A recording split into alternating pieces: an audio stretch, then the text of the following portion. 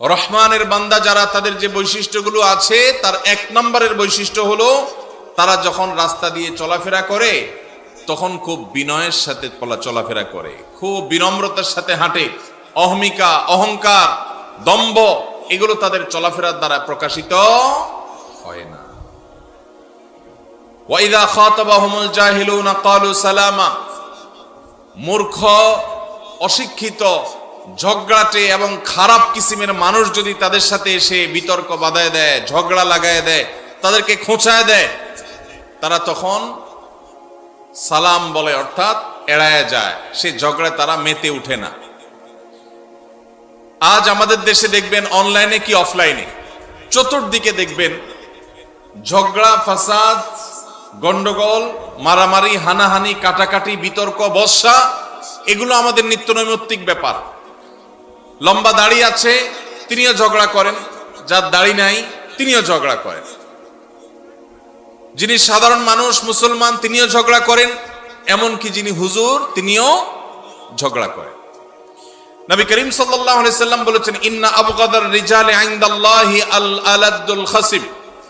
আল্লাহর কাছে সবচেয়ে অপ্রিয়, সবচেয়ে অপছন্দের মানুষ হলেন সেই মানুষ যে মানুষ ঝগড়াটে স্বভাবের, কথায় কথায় ঝগড়া, কথায় কথায় গন্ডগোল, কথায় কথায় বিতর্ক, বর্ষা, কারোর সাথে বর্ণনা, যেখানে যায় একটা ভেজাল লাগায় দেয়। এই টাইপের লোক আমাদের সমাজে আছে না নাই? ভাইরা আমার, আমরা অনেকে 5 ওয়াক্ত নামাজ আদায় করি, আল্লাহর মেহেরবানি ওয়াজ মাহফিলে যেতেও কার্পণ্য করি না। আল্লাহ তৌফিক হয়েছে, মুখে নবীজির নির্দেশ, সুন্নাহ, এটা দ্বারাও আমরা নিজেদেরকে সুশোভিত করতে পেরেছি। সুন্নতি লিবাস দিয়ে নিজেদেরকে সাজিয়েছি। মাশাআল্লাহ, ইসলামের অনেক ভালো ভালো গুণ আছে।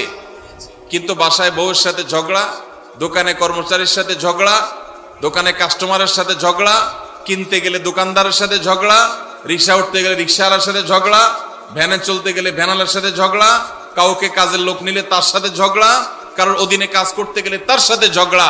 যেখানে যায় ঝগড়া, বিবাদ, বর্ষা, বিতর্ক, এগুলো যেন আমাদের আষ্টে পৃষ্ঠে আজ লেগে আছে। ভাইরা আমার, নবী করিম সাল্লাল্লাহু আলাইহি সাল্লামের একটি হাদিস আছে, স্বর্ণের অক্ষরে এটাকে লিখে রাখবার মতো। তিনি বলেছেন, আলা উখবিরুকুম বিআহলিল জান্নাহ। ওহে লোক সকল, তোমাদেরকে কি আমি বলে দিব না জান্নাতি মানুষ কারা?